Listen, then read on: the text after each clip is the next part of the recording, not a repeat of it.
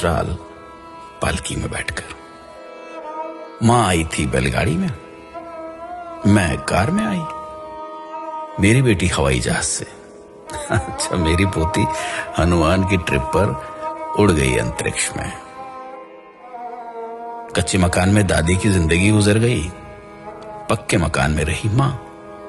मुझे मिला मोज़ेक का घर, बेटी के घर में मार्बल, पोती के घर में लगे हैं स्लैब ग्रेनाइट के। दादी पहनती थी खुरदुरे खद्दर की साड़ी, माँ की रेशमी और संबलपुरी। मैंने पहनी हर तरह की फैशनेबल साड़ी। बेटी की है सलवार कमीज, जीन्स और टॉप्स। मेरी पोती पहन रही है स्किन फिटिंग टी शर्ट और शर्ट्स। लकड़ी के चूल्हे में किसी जमाने में खाना पकाती थी दादी। माँ की भी थी कोयले की सिगड़ी और हीटर। मेरे हिस्से में आया गैस का चूल्हा। जहां बेटी की रसोई होती माइक्रोवेव ओवन से, पोती आधे दिन घर चलाती डिब्बे के खाने से। दादाजी से कुछ कहने को दादी इंतजार करती थी सवेरे लालटेन के बुझने तक, और माँ बात करती पिताजी से ऐसे मानो दीवार से बोल रही।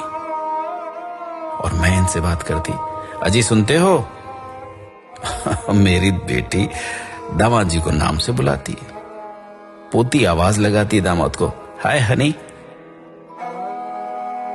दादी बतियाती थी दादाजी से आधी बात सीने में दबाकर। माँ बोलती पिताजी की हाँ में हाँ मिलाकर। मैंने इनकी कई बातों पर सवाल उठाए।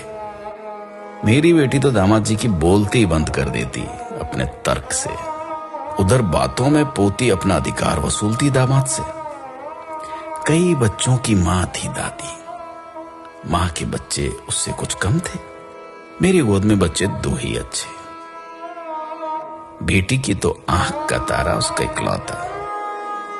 पोती माँ बनने को ढूंढ रही है किराए की कोख। दादी मुंह धोती थी मुल्तानी मिट्टी से, माँ सिलबट्टे से पिसी हुई हल्दी से। मैं साबुन से धोती, मेरी बेटी फेस वॉश से। पोती फेस पैक चुपड़ती अपने स्टीम किए चेहरे पर। दादी का था बहुत बड़ा परिवार। माँ भी पिस जाती थी परिवार की भीड़ में। मैं कभी ससुराल जाती तो कभी सास ससुर मेरे पास आकर रहते। मेरी बेटी सास ससुर को कुछ दिन के लिए रखती एक घोंसला नुमा कमरे में, वो भी हिस्से में जब उसकी बारी आती। पोती अभी से